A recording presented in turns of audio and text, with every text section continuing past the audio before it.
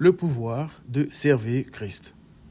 L'un des actes extraordinaires des apôtres était d'imposer les mains à des croyants pour qu'ils reçoivent le Saint-Esprit.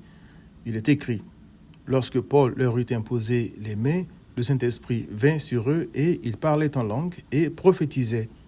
Ils étaient en tout environ 12 hommes. Acte 19, versets 6 à 7.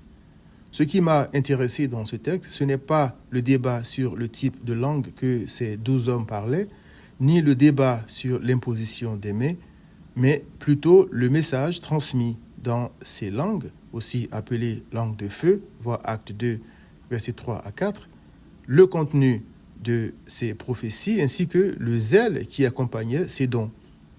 Je sais par exemple que le jour de la Pentecôte, les disciples étaient tout feu, tout flamme, comme on le dit, pour Christ. Ils étaient pleins de joie, d'énergie et de la vérité concernant Christ. La peur des hommes avait fui face à la gloire du Christ et de l'abondance de ce que le Saint-Esprit avait mis dans leur cœur concernant Christ. Ils annonçaient avec zèle la bonne nouvelle de la mort, la résurrection, l'ascension, ainsi de suite, du Seigneur. Ces hommes qui auparavant étaient saisis par la crainte des Juifs étaient maintenant déterminés à réfuter n'importe qui en public en démontrant par les Écritures que Jésus est le Christ.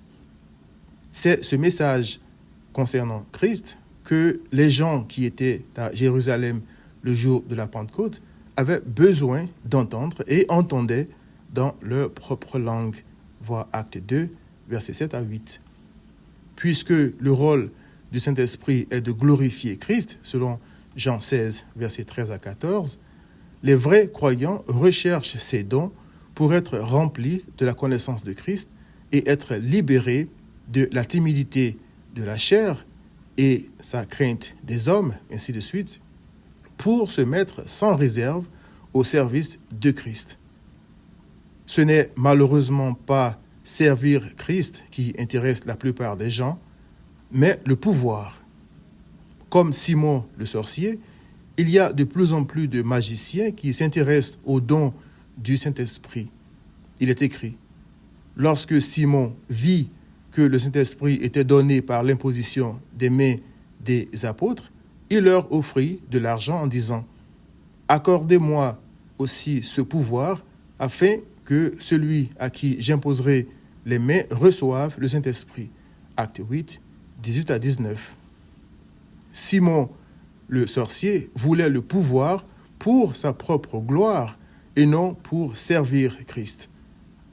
Puisse le Saint-Esprit te donner le pouvoir de te soumettre à Christ et de le servir. Viens à Christ.